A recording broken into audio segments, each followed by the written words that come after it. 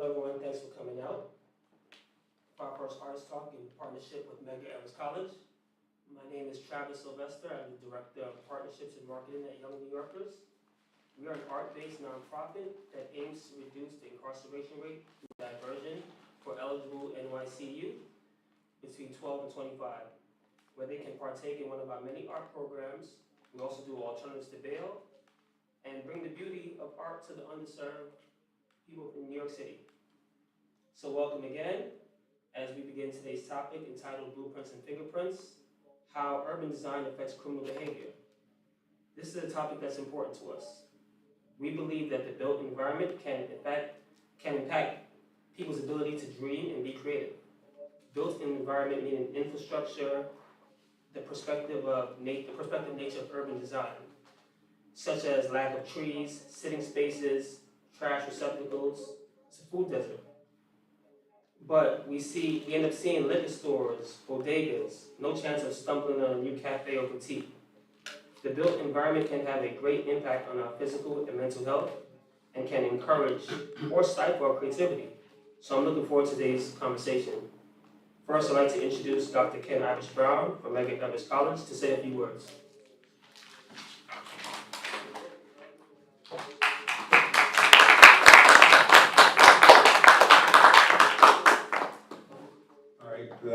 Good evening, everyone, those of you joining us here in person and to those of you joining us online or on the replays. It is a pleasure to be partnering with the Young New Yorkers organization.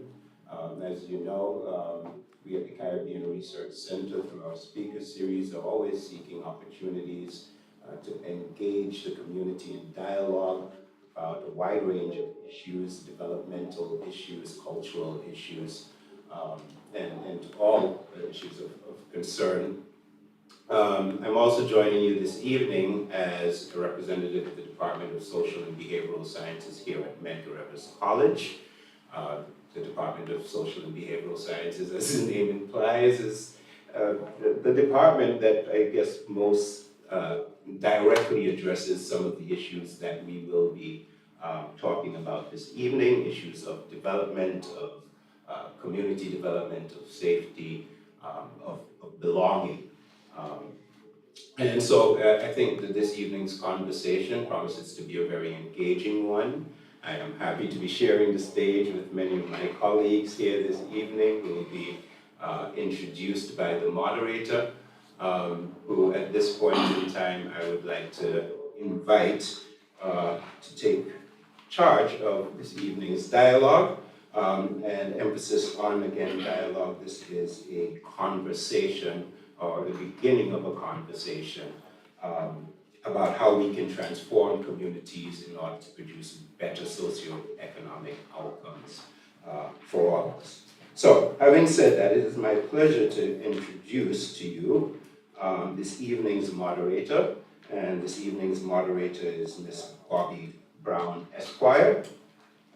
Bobby is a dynamic professional with over 15 years of experience in community development, criminal justice, and education.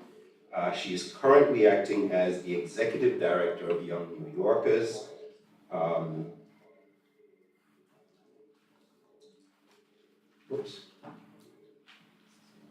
And spearheads, initiatives, I'm sorry, like I'm getting to that point where, the fine print is hard for me to keep up with.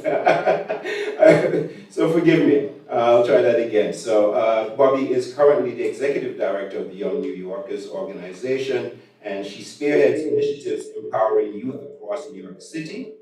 Bobby's strategic leadership through roles at the New York Law Department and the Brooklyn District Attorney's Office reflects her unwavering commitment to social justice. As both an attorney and an artist, Bobby uniquely blends legal acumen with creative vision, making a profound impact while championing advocacy and artistic expression.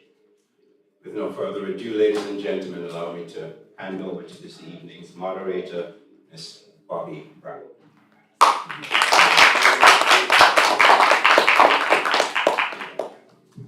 Can you hear me well? Yes. Thank you very much, that introduction. I was really like, who is he speaking about? It's me. Well, welcome everybody. Good evening, and thank you for coming to our program with our esteemed panelists on the conversation we have today about the role of the built environment and how it influences criminality. As our speaker said earlier, my name is Bobby Brown. I will be your moderator for this evening. We have an engaging and thought-provoking conversation with our esteemed panelists that's lined up. Each panelist will have about 2 to 3 minutes to respond to their questions. We're not going to yell out time, but if they are going over, we will let them know. We have reserved time at the end for the audience to ask questions, and hopefully for audiences, those who are participating online, possibly to ask questions as well. And without any further ado, we will get started. So I'm going to start introducing our panelists. We'll start with Dr. John Lauderman. Dr. Lauderman is an associate professor in the School of Information and the faculty director of the Spatial Analysis and Visualization Initiative, SAVI, at Pratt Institute.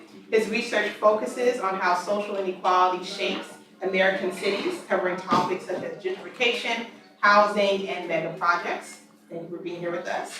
Next, we have Dr. Brown Green, an art historian, author, arts consultant, and filmmaker. Dr. Brown Green has a rich background in interdisciplinary studies with a focus on world symbols. She has been instrumental in documenting and archiving the works of artists of color and has a keen interest in how community arts influence urban spaces. Thank you for being here with us, Dr. Brown Green. And lastly, but ultimately not least, we have Mr. Urban Weathersby Jr., a Brooklyn-based author and professor from New Orleans. Mr. Weatherby's work explores public art, public space, and racial justice. His writings have appeared in prominent publications, and his forthcoming memoir, An Open Contempt, dwells into these themes deeply. Thank you all very much for joining us in this very important conversation with us today. So to start our discussion, I'll direct a question to each of you panelists, and then we'll open the floor for a broader conversation. Oh. Yeah, I love that. Wow. Gotta turn it off. Or just gotta start dancing, that's all. One or the other. Thanks for getting the party started. So let's get going. This is for everyone. Could each panelist please share a bit about your background and how each of you came to your current discipline? And we'll start off with Dr. Brown. So I am a professor here at Medgar College. I noticed that on my short bio, I did not say that I was an artist. So that must say something about how art is a part of who I am.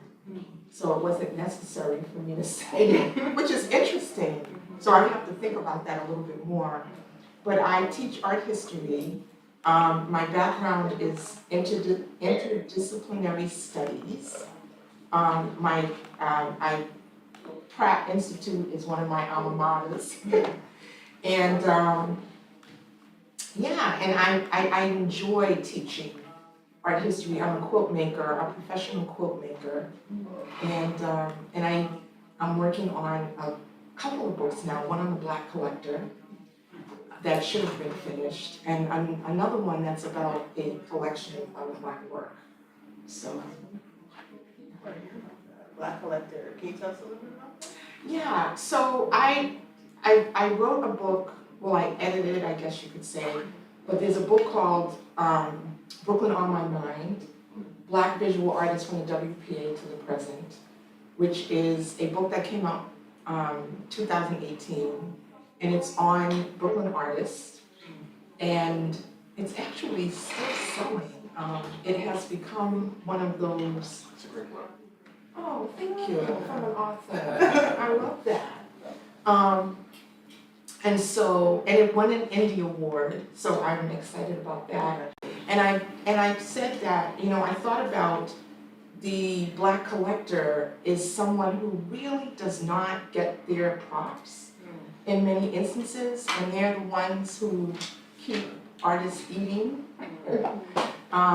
and buying nice shoes if they like them. But yeah, they're really, really important, and there's so many, and a lot of times what happens when a piece of art gets collected by someone, we never see it again. in many instances. So I decided to focus on 30 Black collectors from around the country, and I am, and it's really interesting, I'm curating the book. So even though the collectors have a number of things that they collect, I'm being very, very focused on what I am going to show from their collection. So, for example, one of the collectors collects Black comic books that we probably never have seen. Another one collects Muhammad Ali art that they've, that Muhammad Ali created. Then there's Black etchings, and so I'm really being intentional so that we can show the breadth and depth of not only the work of Black artists, but the work that Black collectors collect. Absolutely. Thank you. Dr. Loman? Well, it's a real pleasure to be here. Thank you so much for inviting me. I believe the question is, tell us about your background and how we got to this topic. I am a career academic. All my degrees are in geography, though now at Pratt Institute I work in a graduate program focused on data science, and data science is one of those fields that is new enough that it just kind of, I kept doing the same thing, and eventually what we called it changed. So now I'm a data scientist. And I helped run a master's program in data science that, because we are at Pratt Institute, an art and design college, tends to be very kind of focused on data visualization and using data to tell stories that are meaningful, stories that are impactful, stories that actually change the way people think, as opposed to just making a flashy tool to throw up on a website. I'm here, I think, in part because I used to work at Megger. I was a colleague of Dr. Irish Bramble for, I think we overlapped for about 5 years here. This was working at Medgar was my first real tenure track job, and I came into my own as a scholar here. I have always been focused on urban design and urban planning issues. I've always been interested in how inequality shapes the urban planning process and changes the dynamics of urban development. But my current body of scholarship is really inspired by the lessons I learned right here in the neighborhood. When I first started at Medgar, I was sort of casting around for a new direction in my research. I was a new assistant professor. I needed to figure out a way to make myself useful around here. And I spent about 2 years thinking it over. And during that time, I watched, there's a luxury apartment complex just down the block here on the corner of Franklin and Crown. And I watched it go up day by day. It sort of grew, and the whole neighborhood changed through this development project. And after watching this for about 2 years, I realized I should probably do something. I should probably research this, right? I should write about this. And so that has been the trajectory of my career since then. I research gentrification. Specifically, I'm interested in how extreme and ongoing patterns of gentrification change majority minority neighborhoods, majority Black neighborhoods, majority Hispanic neighborhoods in New York, and a lot of the data science work I do is replicating that at the national scale. So we're looking at cities around the US, thinking about how extreme gentrification is changing the built environment of what were once historically majority minority neighborhoods. Thank you so much. I have a lot of questions, but I'll talk to you about. And lastly, Mr. Urban, talk a little bit about. Yeah, thank you. Again, I'm also happy to be here. Where do I start? I will say I've been a writer my whole life. Since I can remember. I think the first thing I wrote was in kindergarten to a classmate, and it was a really detailed letter about my love for her. And it didn't go well. But I vividly remember, focusing and really trying to kind of get my words right and asking my grandmother, how to get this, how to say this, how to spell her name, all of these things, and put it in an envelope. And since then, I've kind of gone on and kind of always committed myself to kind of writing.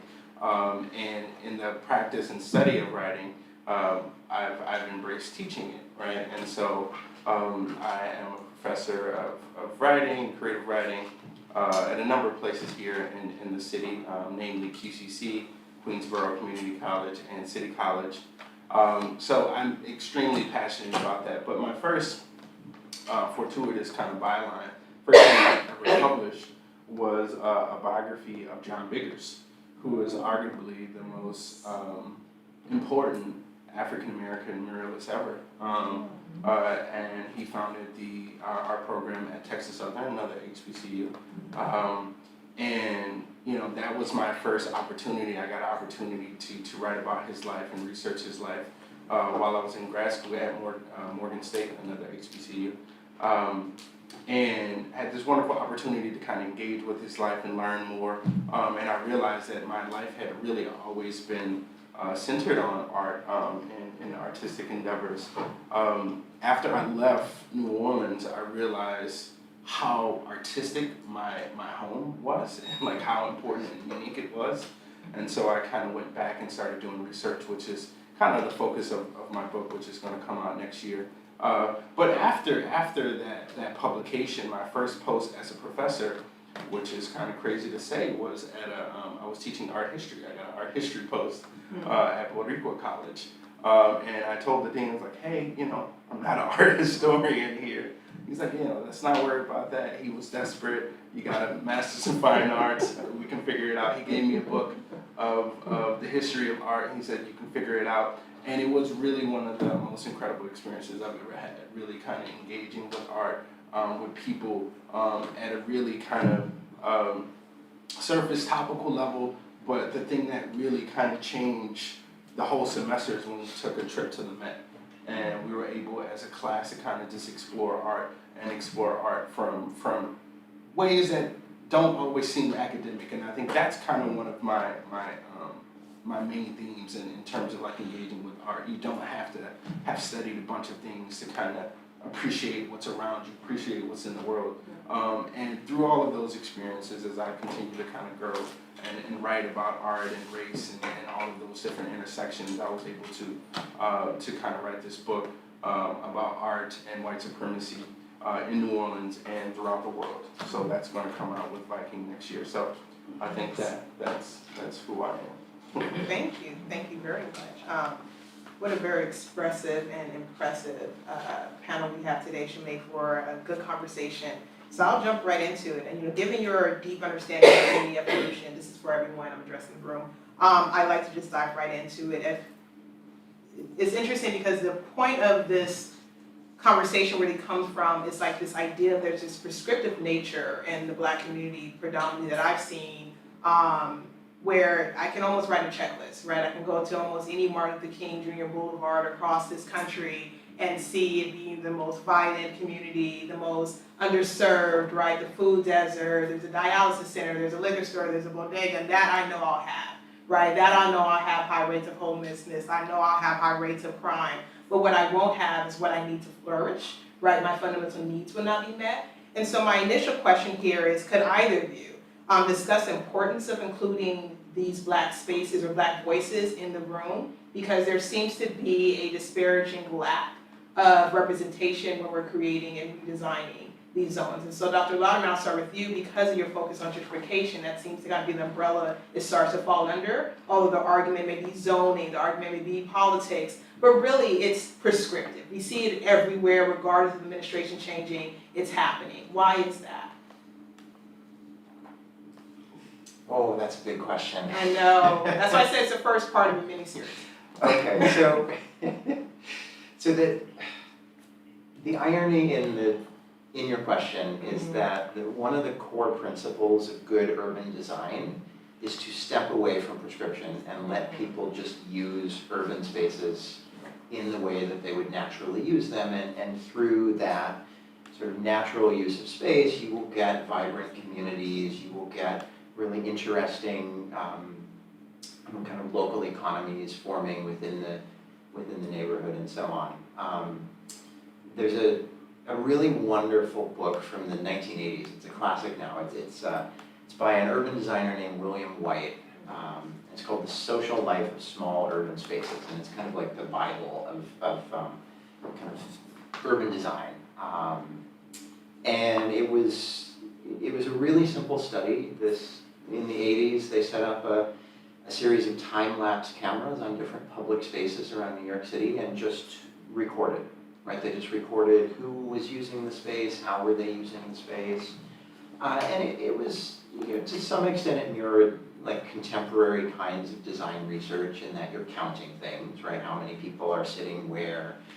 But for the most part, what they found was essentially, if you want vibrant, flourishing urban spaces, you just need to leave people alone, right? Create the basic structure for them to use a space, right? Make sure there are places for them to sit, make sure there is shade and water and access to commercial amenities, shops, whatever. But once you create that basic structure, the key to a flourishing urban space is to just let people do whatever they're going to do. And almost invariably, they will not use the space the way that the designers intended it. Right? They will sit on things that were not meant to be chairs. They will move things around. They will, turn a random sidewalk corner into a performance space, right? All sorts of beautiful, amazing, kind of serendipitous things will happen if you just leave people alone. And I think that that really gets lost when you push urban design through the bureaucracy of New York City, right? When you need to actually, file a zoning alteration request or push things through the ULURP process, Uniform Land Use Review process. There's a template that has to be followed. I don't know if getting rid of the template is necessarily the right solution, but surely there must be a way to let ambiguity live inside of these highly structured bureaucratic exercises, so that you ultimately get a space that is created to be flexible. Nice. And the other two, you want to add to the question?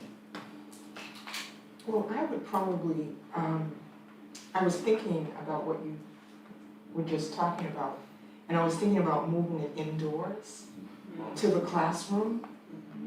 I find that there's a different vibe amongst the students when the chairs are in rows as opposed to in a circle. And there's something that I always think about called circle leadership, when anyone can stand in the center of the circle, no matter how old they are, and be the leader. And so when I put my chairs in a circle, or when my colleagues put their chairs in a circle, they have a better experience, because everyone feels seen, which is really, really important. And then when they're called on, they become the leader.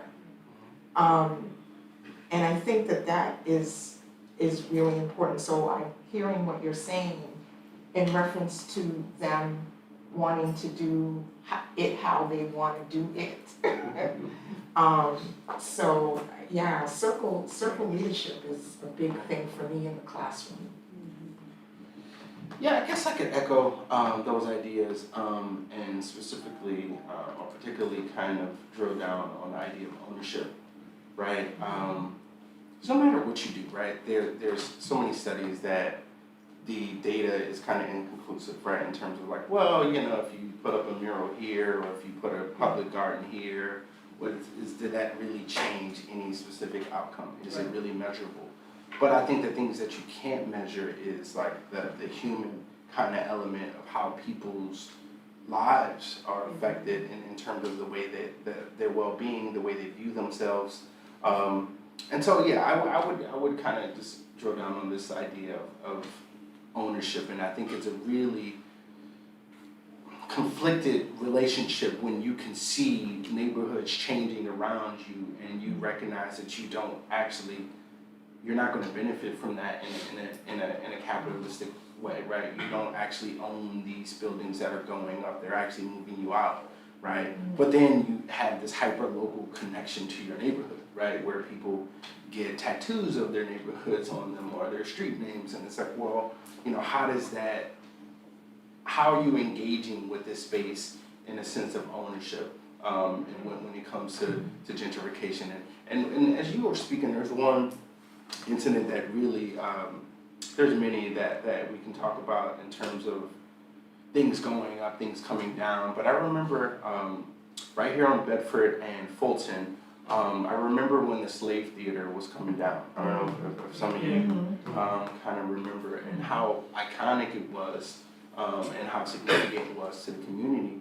And one of the descendants, I guess, of the owners was outside with a bullhorn, and she was there with someone else, another organizer, trying to take names. And it was a very depressing kind of scene, because you can tell how futile it was, and how she was, you know, recognizing that this is gonna go, this is gonna be gone for some other high rise. And so I say all that to say that, you know, I think ownership really matters in terms of like the spaces and what we do with them, and who is owning them, and how we can even in some ways be more subversive in claiming ownership of spaces, whether it's moving things around that the designers intended to be this way, or really kind of putting our own stamp, whether it's, you know, graffiti or art or whatever, that really kind of represents the people who actually live there versus the people that builders want to live there. I hear in a lot of what you guys said around ownership, engagement, and healthy interaction, right? And even the way that the optics, the way something's set up can almost promote someone to engage, right? Your circle leadership. But how does an average resident seek and define ownership for themselves, right? We're not just talking about like home ownership, right? We're talking about ownership in the community. Is there an intersection between ownership and healthy engagement with the community, and how does one seek that when they've been already either silenced, right, or have been told that their voice is not as valuable because they're not property owners possibly, right, or because they're transients to the community, right? So how, especially in a community as diverse as Brooklyn is, what does ownership look like for a healthy engagement here? And how do we carve that out? Sorry, I asked that question. Oh, no. Any question? I don't know. It really is. And I think, for me, I'm gonna bring it back to the classroom. Please. Because I work with, you know, I have my, you know, African students in the classroom. I have my Asian students in the classroom. I have a whole group. I have the students whose families from New Orleans in the classroom. So you have all of those students sitting in this space, 81. I remember when it was going up. And during that time, there was a program that, I guess it was government run, called a 1% it was 1%. So for every, and maybe you can remember that and you can kind of correct me.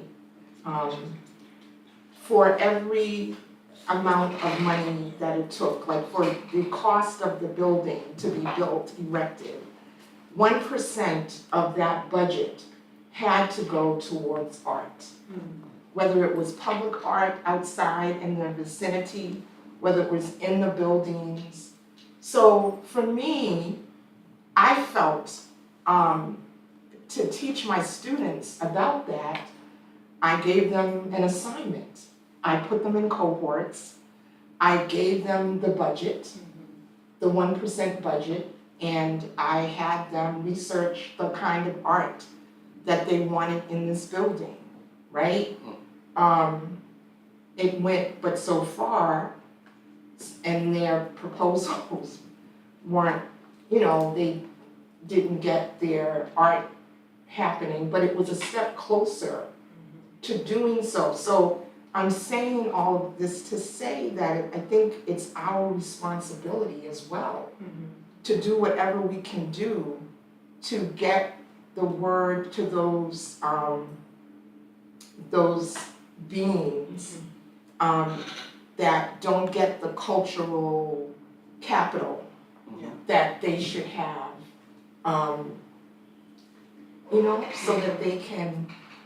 so that they can benefit from what's around them, and they can know what to ask for and what is what they deserve. Yeah, absolutely. Yeah, I don't know if I have an answer here. I guess if any of us had the answer, we wouldn't necessarily be here. But I have some anecdotes, some I guess experiences that help me kind of feel optimistic, but also kind of I guess more focused and charged because there's more work that needs to be done.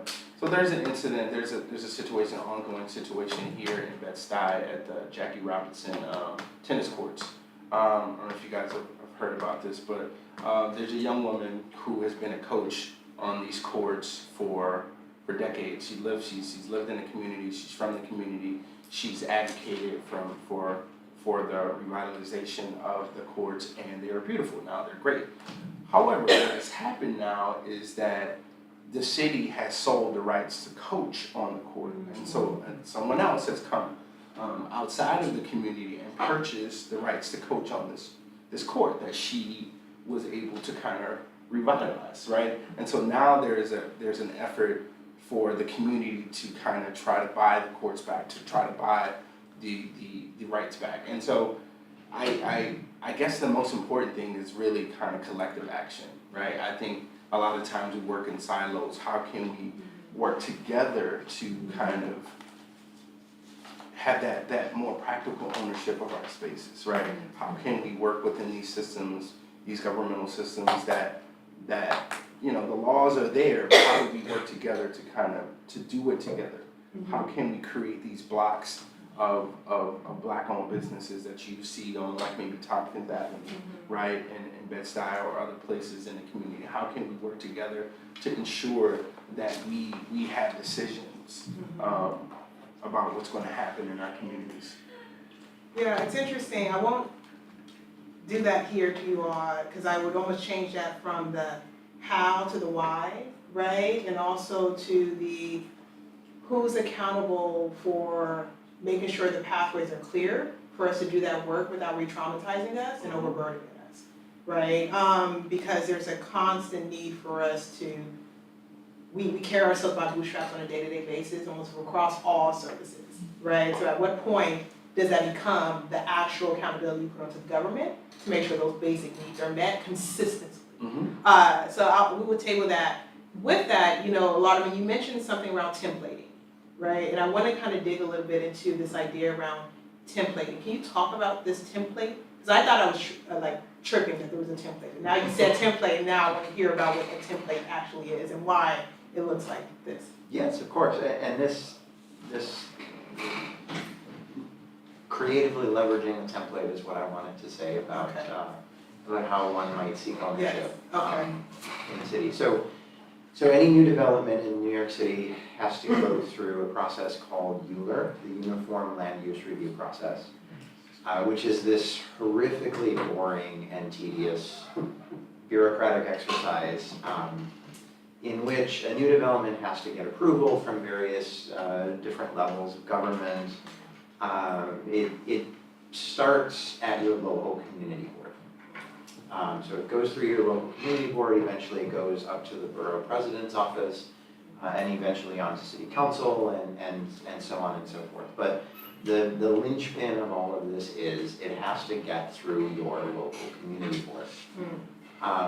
And so if you wanted a very kind of tangible, real world way of influencing what happens, what gets built in your neighborhood, getting involved in those local community boards is a surprisingly powerful way to do that. And this is not difficult. They're usually begging for people to volunteer. Most neighborhoods, there's not even an election. They just need somebody there. What a builder will have to submit then is a lengthy kind of development package. It depends, the specific template is going to depend on what they want. If they're pursuing something called as of right development, they don't really have to submit much of anything because they're not asking for any variances. Right? It's just we're going to build within the structure of the existing building and zoning code. If, however, they want to build anything that doesn't conform to the existing codes, they have a much more intensive application in which they have to ask for variation or an easement from the existing zoning code. They need to ask that the zoning code be changed for that lot in that particular way. And interestingly enough, I've been part of a study recently that looks at this process, and about 2 years ago the city introduced a new requirement for these zoning applications. It's called the racial equity report. So builders have to include an extensive amount of statistical information on kind of the racial demographics of the neighborhood and who would be impacted or served by their new development. This is especially important if they're dealing with like affordable housing. So every developer now has to put this into their proposal. It looks like about 80 pages of bar charts and pie charts. And the team I'm working with has been going around interviewing community boards to ask them how are they using this information. And the single most important finding they discovered is most community boards don't even know this exists. They don't even know that the racial equity report requirement exists. They don't know how to read it, how to use it. And that is just one very tangible way where you go down to the local community board and you could say, well, what about page 45 of the racial equity report? What, can we stop the project or significantly pause it to think through what this report that the developer has to submit is actually telling us? It's very interesting. And those reports are publicly available? They are part of the public record, the whole packet. They're part of this like 300-page packet that has to be submitted. That's very interesting. For the sake of timing, I want to jump into our last round of questions, unless anyone wants to comment on what Dr. Walker shared around. Well, I guess one thing the last thing that you spoke about to me that I think is really significant in this whole process is awareness. And I think awareness, yes, there's so many things that are public knowledge. Like we all have the internet, we can find it, but that doesn't seem to work, right? And so there's so many ways in which I was kind of accosted by certain images in the community that brought some attention to me that was important. There was, and I'll say it really briefly, there was a campaign about 10 years ago called the Rise Campaign, so racism still exists, and it was a study that was done by a professor at Rutgers that they had put these posters up throughout the community detailing certain statistics about black imagery, about black arrests, about housing, everything. And I saw one of them in the neighborhood on the bus stop. I'm like, well, what is this? Like, what is this image about, Hattie McDaniel? Or what is this image about Stop and Frisk and all of these stats and telling people that, hey, look, like these things still exist. And I guess a couple weeks later, one of these two students kind of came, knocked on my door and asked me if I had seen them and how that had impacted me living in this neighborhood, knowing that the neighborhood was changing. And so it was really significant. I say all that to say that awareness matters. Like, people see things around them, right? And if we can start to engage people where they are, give them the information that they need to make a change, humans often will do it. We will make that change. Yeah, but I also think it's important when you talk about awareness. When you have a reasonable person would go to their community board and assume that they would be able to get that information possibly, right? Yeah. But now we're seeing the community board doesn't have the capacity to maneuver through the report, better yet, the wherewithal to seek the training to understand that and then be able to channel it down to the community. Yeah. So there's also that lack of accountability again at this local level to get that information, because a lot of times, yeah, you can look it up, blah, blah, blah, but if I expect my community board to have to be this wealth of information, I can't go there, it's a failure of the system as well. Yeah. So then again, we have to do the pulling by the bootstraps to get the work and get the information again. And that becomes exhausting because there is a channel that's supposed to make sure they have that information. And I think at some point it becomes so heavy of this doing this individual accountability, this individual pull up. At one point, are some of our services going to actually serve us completely? I mean, look, we live in a democracy, right?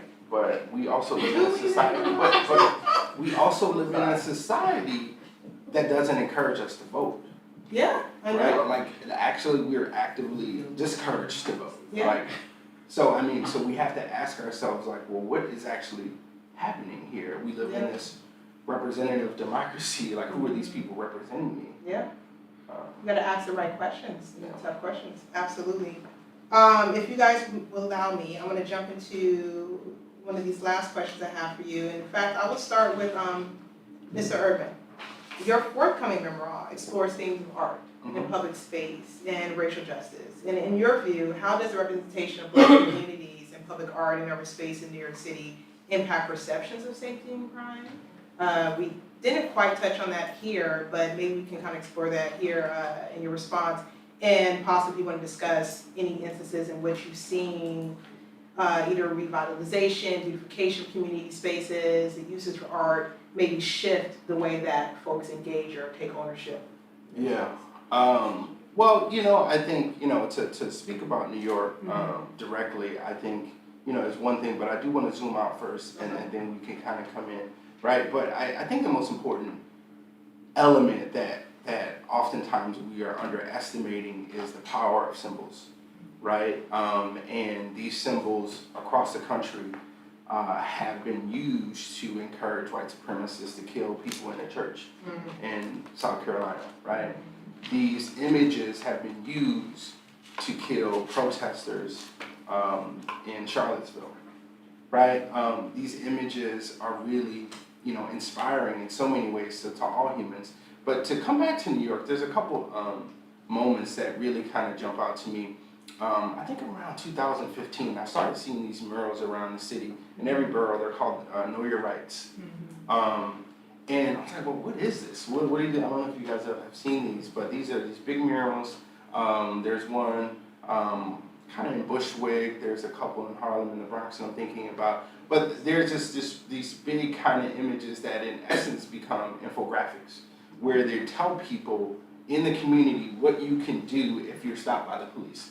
Really practical information that is right in front of you on a big wall, so that if you know that on the next block you see a cop, this is what you say, or this is what you don't say, right? And I thought about that, I was like, wow, that's really powerful, right? Like, I didn't have that, growing up in terms of like being able to walk past something every day and to have that kind of become inculcated in my mind, right? To be like, okay, this is the way in which this can help me. And then there's another incident that's a little bit closer to home. A few years ago, I actually wrote about this in Ebony when the neighborhood was changing in Bed-Stuy. I had a friend over and he kind of went down to the bodega to kind of get, I don't know, a soda or something, whatever. And it just had taken him a long time to return. And literally, he just went downstairs to the bodega. Like, where did you go? And so he comes back, he's a little shaken. He's like, yo, the cops just kind of threw me on a corner. This white couple said someone robbed him, and I just came out of the bodega and the guy slammed me in the corner. And it was a very incredible moment for both of us and us trying to kind of heal. But on that same corner today, there's probably the biggest mural to Biggie on that corner. It's on Bedford and Quincy. That's where I used to live, and there was a bodega there.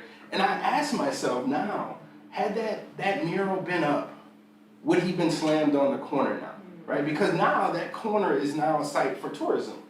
So there's busloads of people from all over the world that get bused to that corner so they can take an image of this rapper, you know, who represents Brooklyn, who was also slain, right? But I mean, so the irony is really kind of nuanced and layered, but I asked myself, would that mural have changed anything? Would there be so much visibility on that corner that my friend wouldn't have been slammed on the corner on the pavement with some coconut water in his hand, right?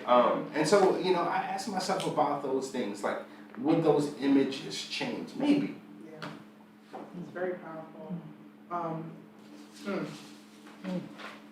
Dr. Bringround, as an art historian and curator deeply involved in community arts, how do you see the role of public art in cultural projects in addressing issues of institutional and structural racism in New York City or a specific borough?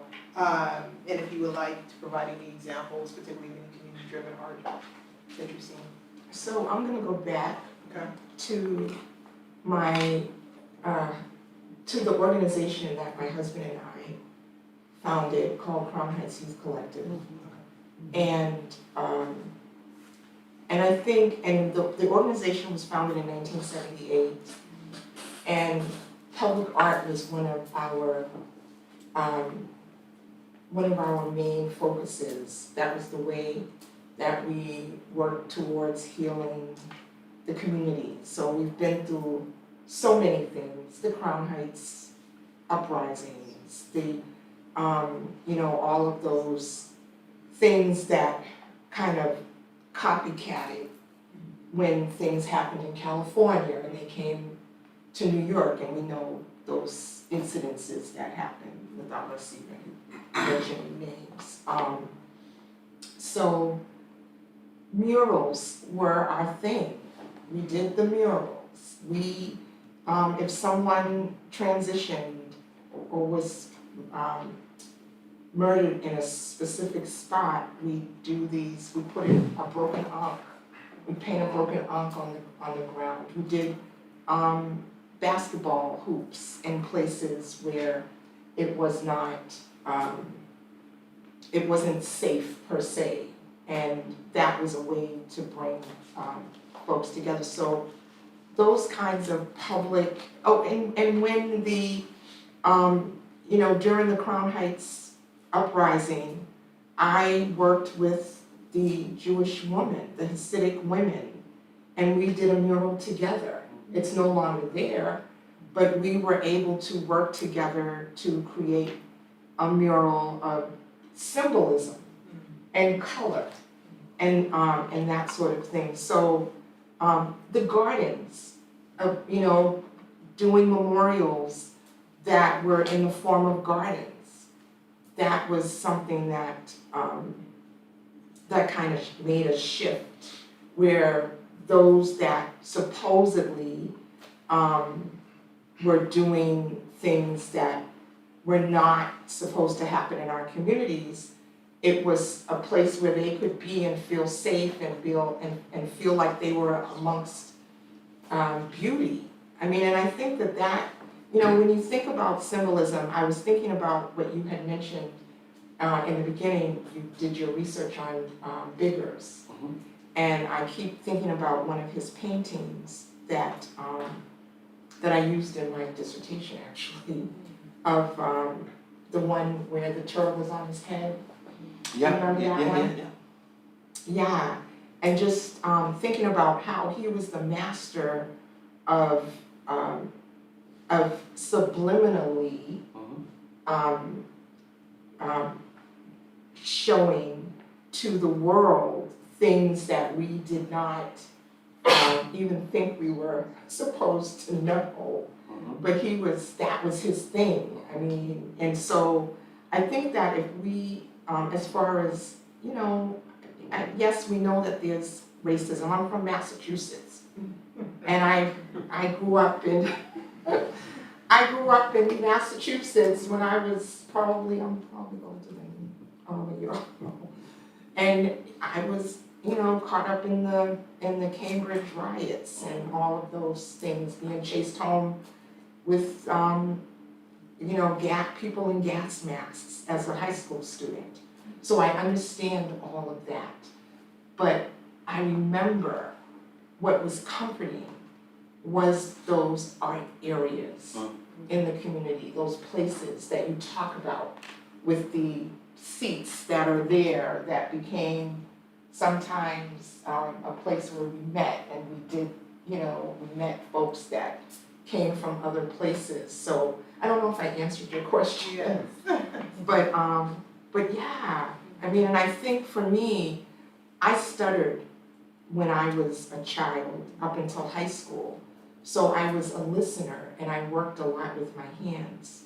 And so art became the main thing for me. It was healing, and I think that's what we have to bring more to the classroom. We have to bring more to the, you know, outside. I love seeing people on our campus that, you know, now we just have to get them into the building. So how do we do that? And it's probably going to be through the arts. It's probably going to be through their music, letting them know that there's these, you know, we have an area in here where they can make their beats and, you know, and that sort of thing. And they can take my art history class because I am a chill professor. If they still say that. But, you know, those kinds of things. So, Absolutely. yeah. Thank you. And then lastly, Dr. Lauderman, and get to my last question here. Your research examines how social inequality shapes urban landscape, as you told us earlier. In the context of New York City, how has gentrification and even some of the housing policies disproportionately affected these communities? And what would be your suggestion moving forward for engagement? I am a gentrification researcher. My work primarily focuses on New York and primarily focuses on Brooklyn, but because my lab receives federal funding, a lot of the projects we end up doing are kind of national projects because the feds want to see impacts everywhere. I mean, it'll be of no surprise to anyone in this room that, you know, the research literature on gentrification is very clear about a couple things. The first is that it disproportionately impacts low-income households and working-class people. And in the US, overwhelmingly, that impact is also filtered through the prism of race. So by and large, across the United States, the communities most at risk of being displaced by gentrification are Black and Hispanic working class people, which should be a surprise to nobody because that's exactly what is happening here. My research has explored what happens after. Right, so after a neighborhood starts to gentrify, it could happen quickly, it could be a 5 or 10 year thing, it could happen slowly, it could be a 30 or 40 year process, but once that process is in place, what sort of starts to happen to the social structure of the neighborhood? And one conversation that my research community is very interested in New York City is around questions about the Black middle class, right? So we know that in gentrifying neighborhoods, the Black working class is in trouble no matter what. But increasingly, Black middle class households are also facing displacement pressure. And there are a whole host of kind of sociological reasons why. A lot of it has to do with racial gaps in home ownership and racial gaps in sort of household wealth. But one way or another, people who, who are middle class in every way, in terms of their education, in terms of their incomes, in terms of the jobs that they hold, are still at risk of being displaced from neighborhoods like Crown Heights. And that is a really serious kind of ongoing conversation in the city because, that's the tax base, that's the foundation of our social institutions, right? These are often the people who, volunteer at church and run the PTA at the local school district or serve on the local community district, community board.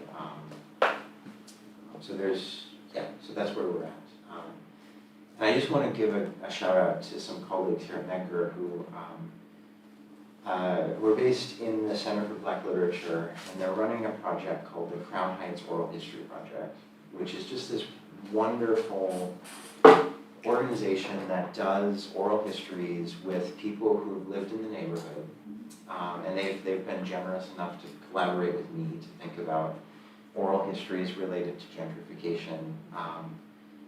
But they've done this just phenomenal work around documenting the stories of people who are still here, documenting the stories of people who are no longer here because they've been displaced, and just really using cool forms of media and art to tell these stories and preserve these stories as the music changes.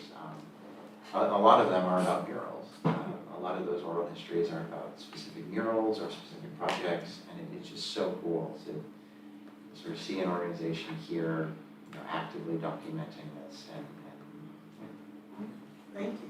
Thank you very much. And I think we owe a round of applause to all of our panelists today.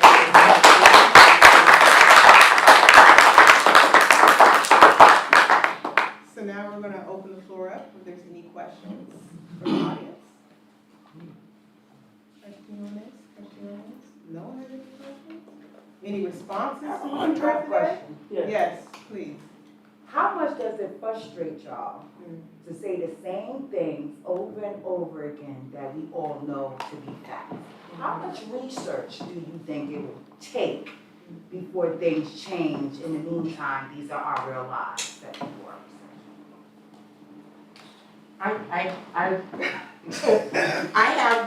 you know what, you said exactly what It's important. I'm thinking up here because, so I'm really into symbolism, right? And when I teach, I try to make comparisons so that my students can understand what I'm talking about.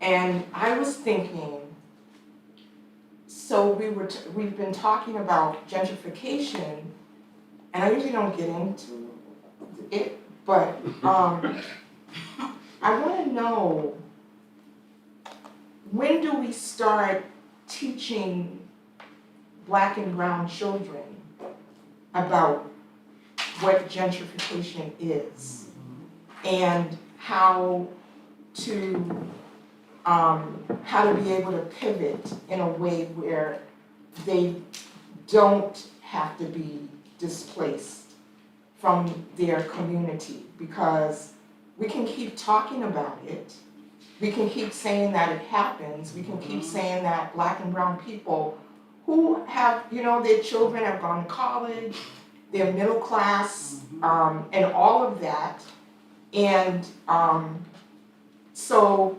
how do we, when do we start? What came to me was the communicative property. What is equal on this side equals what is equal on that side, right? That's when learning in kindergarten, first grade. And then it's called the Pythagorean theory when you get to college, right? So how can we teach the children from that age? Because I do see children in the neighborhood whose parents allow them to explore, and that's something that certain cultures are a little we kind of hold that back, certain, we're concerned. But when do we teach them? Like, should that be something that they start learning when they're in grades, like grammar school? You know what I mean? Yeah, absolutely. If I can answer that question, absolutely. I'm frustrated often about it, but I mean, just to echo what you're saying, I think we start immediately in teaching them everything we can as early as we can, right? My son, who's 5 years old, is enamored with maps and the subway system, and he can tell me how to get places I didn't know he can. He's like, well, if you get off at this stop and you go here. He's like, okay, well, I know you've never taken that route, but he can see that. But in that conversation, I can tell him about these neighborhoods. Like, this is what people who live here, this is who used to live here, this is what's here now, this is like, oh, this Domino Park is really beautiful, overlooks Williamsburg. It used to be a sugar factory, and that factory was a vessel of slavery.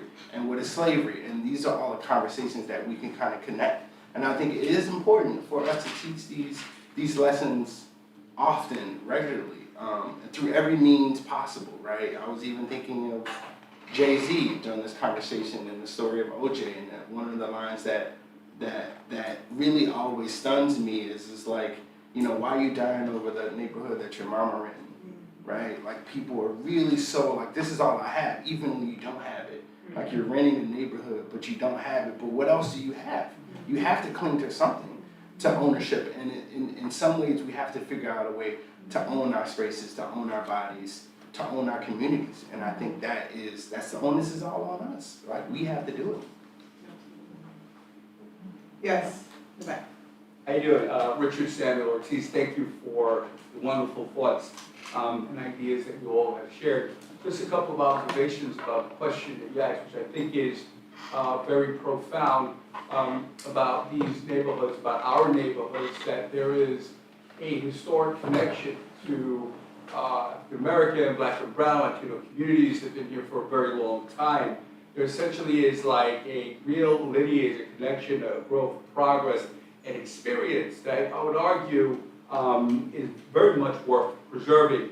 And there's two things that come to my mind, and that is essentially in these communities, in our communities, we have to really, first of all, start with the youth, and we have to actually inform them that, financially empowering your community, you don't have to leave your community in order to empower it.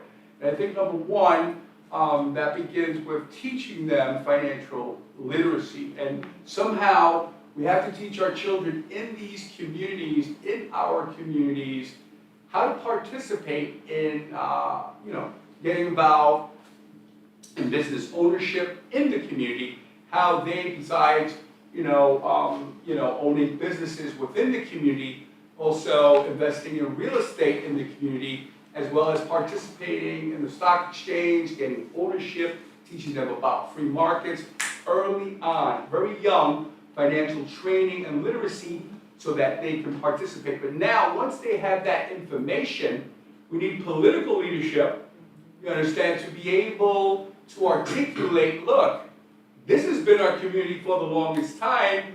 The district leader, the city council people, the assembly people have got to recognize that these historic neighborhoods are very important to a community that has been here for the very longest time.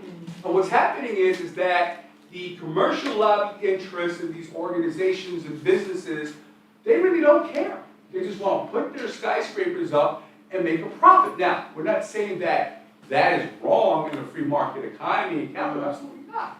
But what we are saying is, look, we have a special interest in this community because our ancestors for the longest time have lived here, and but for the real stark financial inequality, the people that have lived here historically are not even allowed to participate. Well, they say, well, look, it's free markets. What do you mean they're not allowed? Well, look, the reason why they're not allowed to participate is because they don't have the money to invest. The market is free if you have money. So it is not free. Right, exactly. So the whole point of this is we need actually a whole plan about bringing financial literacy to our youth, tooling them up with the ability to participate in the free markets effectively. We need to connect that information and tell them, look, you don't have to leave the inner city, you don't have to leave your community, you can rebuild it with the information that you have. And then we need political leadership to be able to advocate for that community's interest in preserving that historic lineage, that connection of the experience. And then we get something on paper, and then our political leaders got to respond to the community who elect them to be able to articulate that to these big financial interests. Look, it's important to us. That's why neighborhoods just don't change names without a vote. You know what I mean? So I think we need to think about that as, you know, Black and brown and Latino intellectuals and social justice leaders and financial leaders. Say, look, this is an important community to us. Stop pushing this out. You know, come on, it's disrespectful.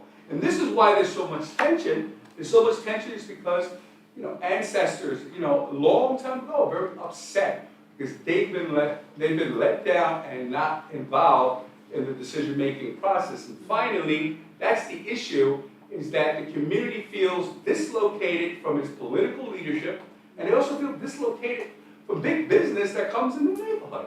You know, so I think we need to think about that intellectually in a nice way, put it together on paper, start having meetings, and just educate people so that they can advance the interests and preserve their community so that eudaimonia, which is human flourishing, could be realized. That's what I was asking the question about. That was a lot. But that's what I was getting at. We talk about how we need to educate our youth and everything, but elected officials, everybody with power in New York State right now is black.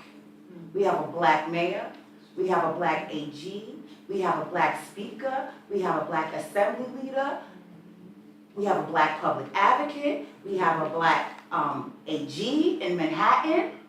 Why are things still the way they are? I think that we, as the people, must demand way more from our elected officials, and we have to stop electing people because they're black, because all skin folk ain't kinfolk.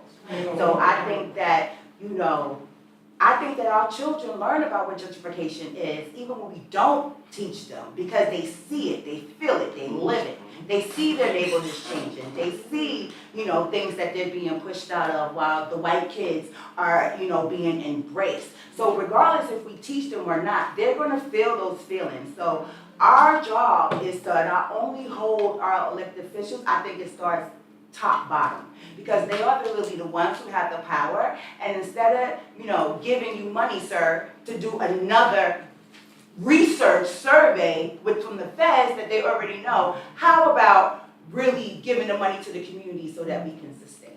It's not rocket science.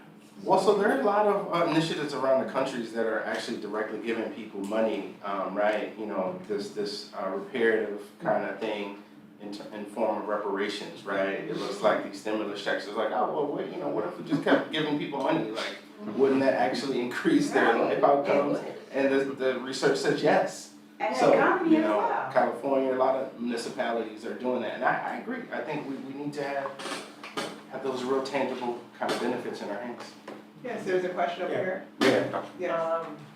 A very interesting conversation, and I think at the heart of it is a thing called justice. Not social justice, not food justice, or any other justice, but just justice. What you don't like for yourself, you shouldn't give to somebody else. And we have to remember that the history, I think we get caught up on the race thing, black history and this history. I think we should focus more, move out of the box and go into looking at the history of human beings on Earth from 300,000 years ago.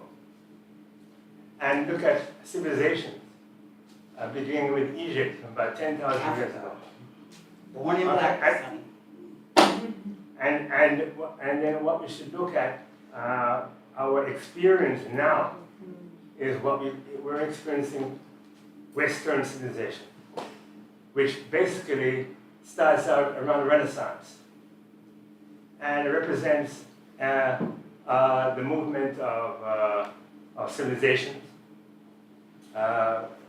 Presently, Western civilization is a reflection of like the effects of the Dark Ages of Europe, which we've got some light through the African influence in Spain for about 1,000 years, the Moors, and the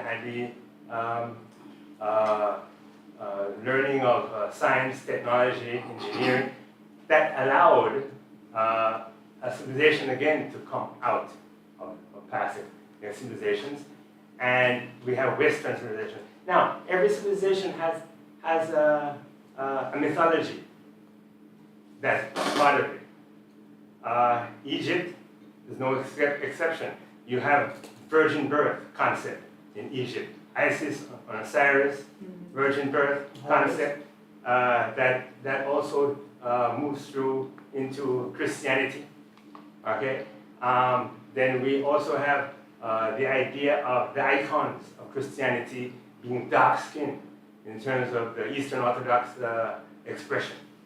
Okay. Now after by the 14th, 15th century, then we start talking about now a rebranding of Christianity to deal with the European expression of civilization.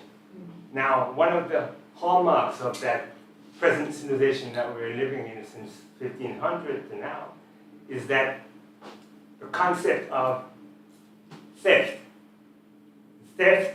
of the labor, the theft of the resources, land and everything else, minerals, the theft of generational wealth that causes us to have a concept now of inequality in our neighborhoods, that we don't have the wealth.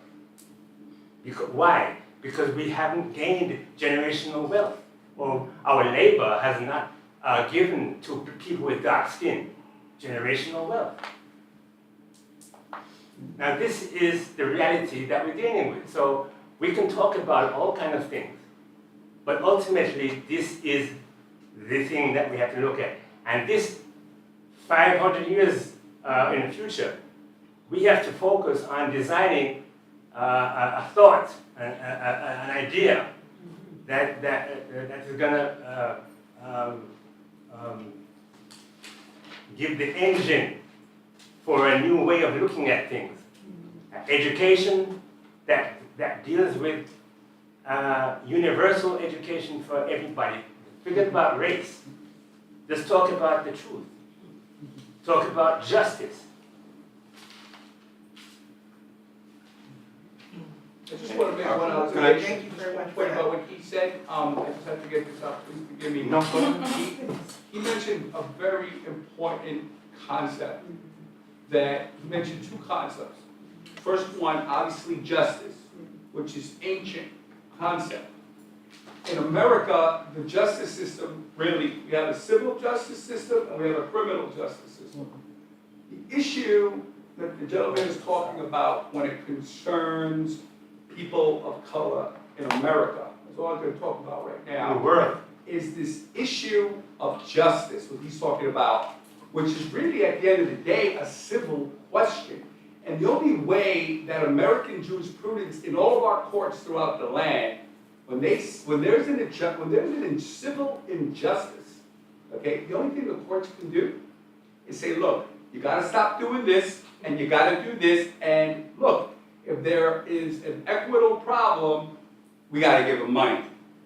And that's how all courts will do it. It's oversimplification, but the issue of reparations, issue of equitable justice is an issue of funding. And it wouldn't be a case if there was not, slavery. It wouldn't be an issue. It wouldn't be an issue if there was no Jim Crow and segregation. It wouldn't be an issue. But fundamentally, I think that in this country, injustice and inequality, based on race, based on slavery, was part of the legislation.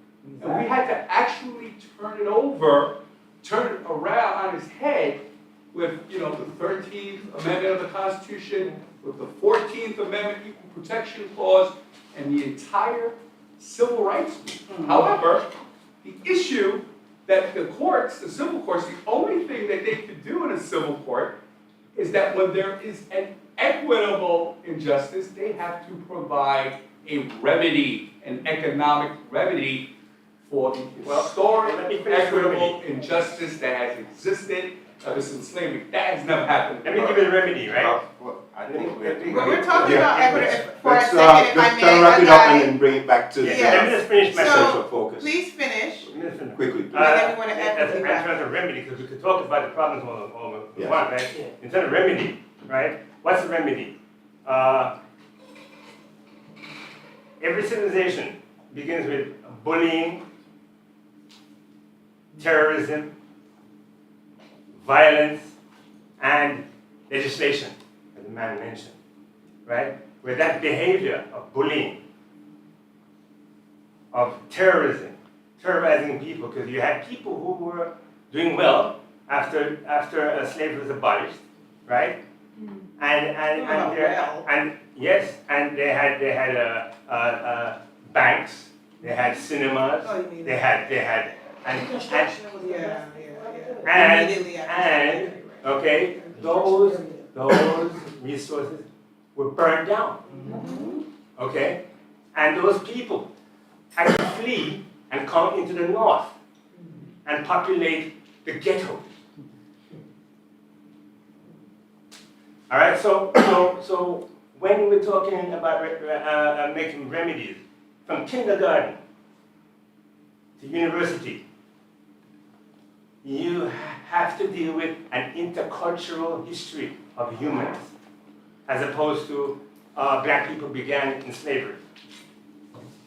500 years of history is not to be compared to 10,000 years of history. Context, we've got to have a timeline and to see. That's And I appreciate the richness in the conversation presented here today. A lot of follow-up. I have a couple names written down to follow up with you guys. But thank you very much for this conversation. Thank you for your panelists for your time. What? You have a question? Yeah, For me? so thank you. No, the question isn't actually, it's actually a comment I wanted to share in reference to some of the conversation here and the conversation that's taking place with the audience. And essentially going back to one of the earlier questions you asked about ownership. Yeah. Right, and how do we go about it? So I thought the question about what do we do about it, and instead of just pontificating, right? It's a brilliant question to ask, and at the end of the day is the fundamental question that we want to look at. And so I'm just going to make a few comments, and we'll leave it there. I won't necessarily raise questions for responses. But one of the things that came to mind as you were thinking about it, I'm like, the question was, how do you generate this sense of ownership over communities and foster this sense of ownership? And one of the experiences that I've had lately in terms of public art is, and I don't know how familiar you guys are with it, the Grand Scale Mural Project. All right, and so have any of you heard of the Grand Scale Mural Project? Okay, wonderful. So there's a project that has been launched, started in Harlem and is now spreading out. And what they did is they took public spaces that were deteriorating, right, or just unpleasant, right? This included buildings that the city may have seized for taxes. This included construction sites, all right? So this does, funny enough, tie in with some of the gentrification. So, we have a construction site, they put up all of these, barriers or barricades around the construction site for safety reasons. And what they did is they said, well, why don't we turn these spaces, instead of them just being these blue walls of scaffolding and plywood, why don't we turn that into something, right? Into something beautiful, something engaging, an opportunity for that community that is going to be affected, whether negatively or positively, by this construction, but then into a space that now becomes a communal space. And so what they did is they opened it up to artists, local artists, right? And said to local artists, like, listen, all you have to do is come and register, right? And so you register and say, I would like a spot. And each artist, right, was given a section basically on this public space. So a section on this wall, a section on this building, a section around this huge construction site. And they were told, like, listen, within reason, obviously, right, you can paint whatever it is that you want, right, in this space.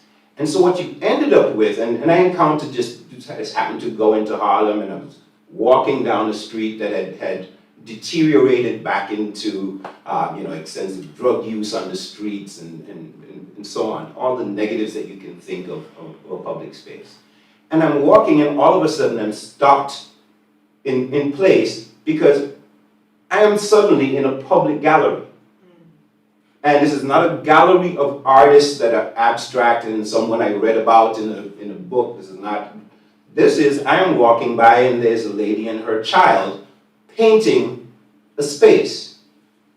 You go next to them, and these were, well, for the time period that I was there, and it has nothing to do with color, but I'm just telling you that at the moment that I was there, I encountered at least 10 artists, individual artists, groups working together, who had said, like, listen, this is my opportunity to showcase my work, to send a public message, right? Whether it's a message of social justice or a message of upliftment, whatever their message was, right? But to paint it on this space. And it transformed entire blocks. So that all of a sudden, you were not walking down some shoddy street in Harlem. You were not walking down a street that made you feel like you needed to clutch your pocketbook or you needed to look out for, a needle that was left on.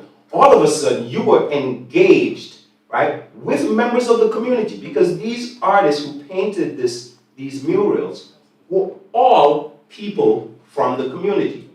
And I thought it was super profound, not just because, okay, here's public art, but getting back to the question of ownership, because it meant that after this person had put their little mark, after all of these individuals had put their marks, this collective mark, they owned this. This was now not a space that was being taken over by outsiders. This was not a space that was, foreign to them. Someone else owned it. Now, all of a sudden, here was a space that was owned by these collective artists, and more importantly, by the community, because the art was from the community and spoke to the community. And my immediate response is, well, why aren't we doing this everywhere? Why aren't we doing this in the South Bronx? Why aren't we going into Mott Haven and saying, let's change the narrative of Mott Haven, right, by allowing the people of Mott Haven to project the images of themselves that they perceive, how they perceive themselves and how they perceive the world around them, and what messages that they want to say. Now, I could talk a lot about this one, but I'm going to move on because there are a couple of others that I just want to put out there for those of us who are thinking about, well, what is it that we can do? Because, and I'm the political scientist in the room, but I'll tell you, politicians do not have the sole responsibility of solving our problems. We have to think about how we solve the problem. And so I'm going to throw a couple of other ideas out there. So I was thinking about collective action. Right? And as I was thinking about it, funny, Dr. Green, you were speaking at the time, and I'm like, this is Crown Heights Youth, Youth Collective here talking, right? This is both Dr. Greens, Dr. Richard Green is in the audience, right? And I know the work that you've done, right? And you mentioned some of the things, and I'm like, yes, but those are the keys to transforming the communities. Those are the keys to driving ownership over over communities. And I'll give you a couple of ideas. Some of you have seen community gardens. Now, it's small, but I mean, I'm sure you've encountered these spaces where there used to be a building here, or this used to be a vacant lot. It was ugly, it was decrepit. This was where people went and did things they weren't supposed to be doing, right? And for the community to say, like, listen, now we've gained access to this space, and we're going to transform that space into a communal space where we can do something positive, where there can be something uplifting, right? Where there's now a quiet space where people can go, as you said, John, create the space, people will do what they want with it, right? There's a communal garden not far from where my eldest daughters live in the Bronx, right? Where people now go and have picnics. It used to be literally just a vacant lot with a fence and overgrown with grass and nothing else.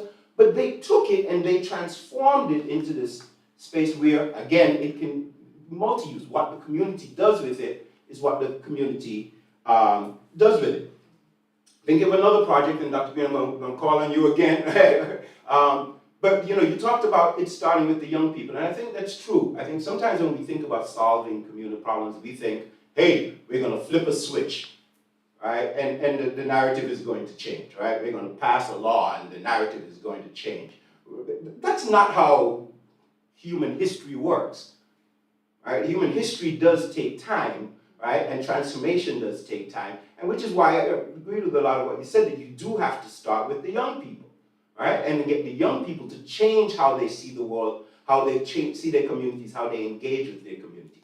So I used to be a high school teacher, as many of you know, and I worked at a vocational school in the South Bronx, right? In the poorest community in New York City, one of the poorest communities in the entire country, right? Some of the worst indicators. I'm talking about Mott Haven, Morrisania, Hunts Point, right? It doesn't get any lower, nationally speaking, right, than these communities.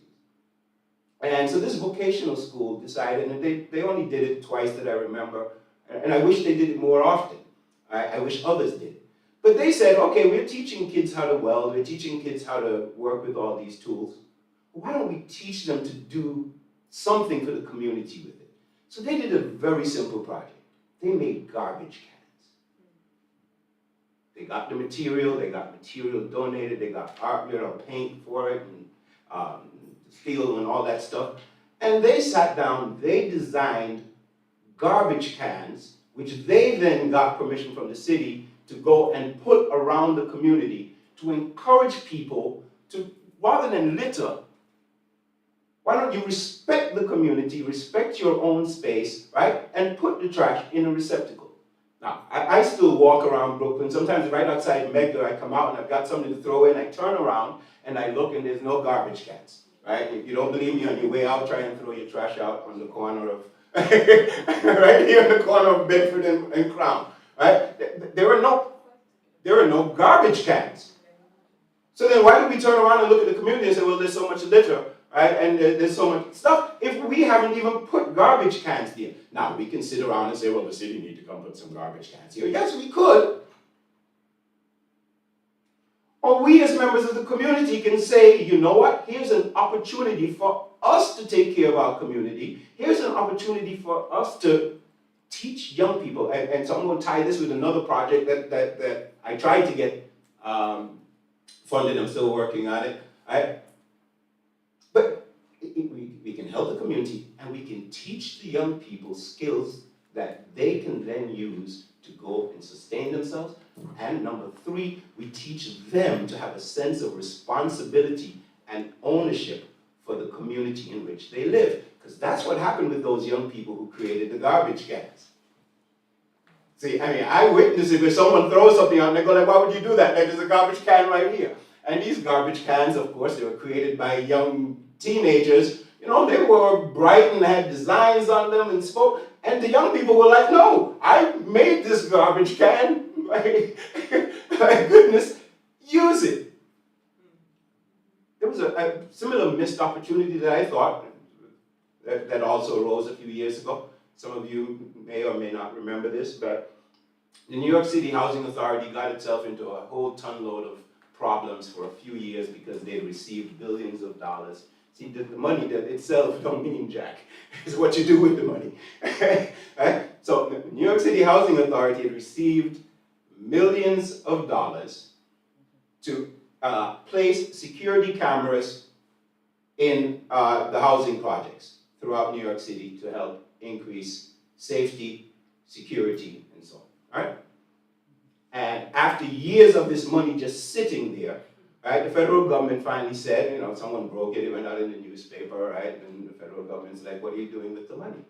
And the city's excuse was that they did not have enough qualified workers to actually install the cameras, right, throughout the projects. So while we were all sitting around talking about violence in the projects and how unsafe the projects were, the money to fix it was sitting in the coffers right here in New York City, and the excuse for why it was never put into place or put into effect was that they didn't have enough trained people. And again, I'm sitting at a high school that has a vocational training program and that used to have a vocational training program for adults, right? And so my answer was that's really simple. Give us $1 million, give us a little slither, give us half.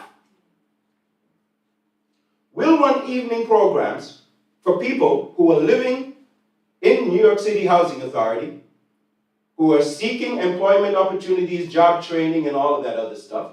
Bring them to us. We'll train them in terms, because we had an electrical program, we graduated high school seniors who went straight into apprenticeships because they came out with the first level of certification as electricians. We can do it with high school students, we can do it with adults.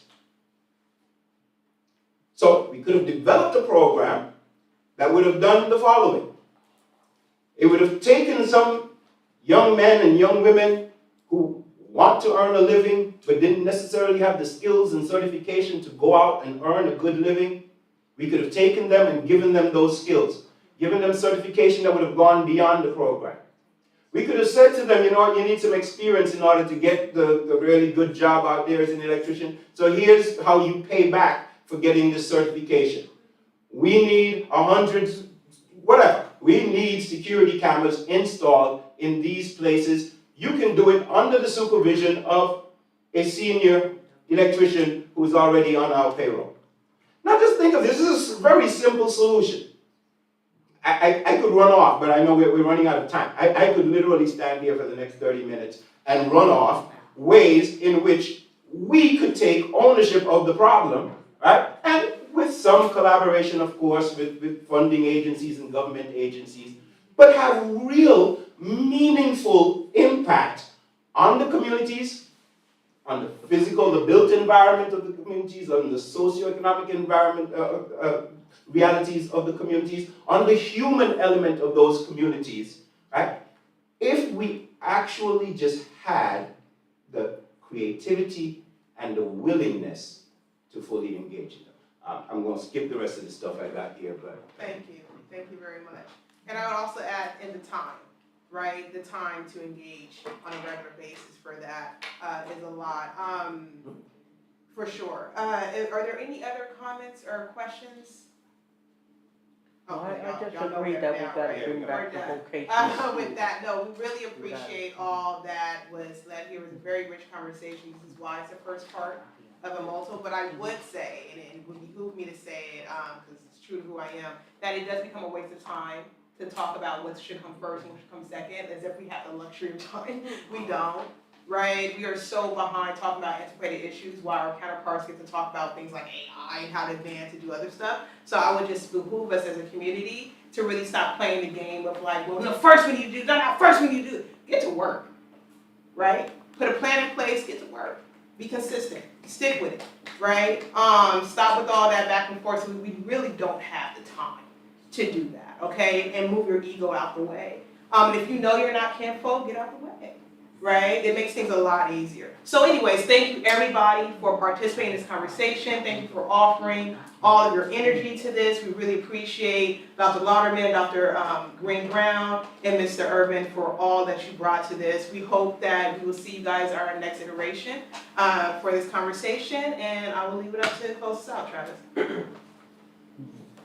Thank you so much for coming out. Thanks to our panelists, our moderator, Bobby Brown.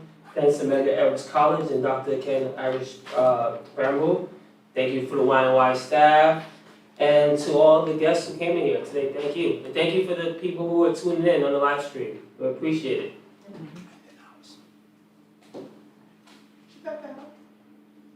Thank you to our guests. Everybody. All right. Thank you.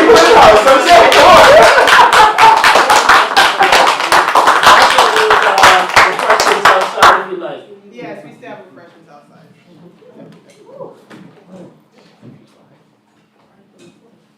Oh, you did? Oh, okay. I missed it. Thank you. Are we done? All right, cool. Yes, thank you, and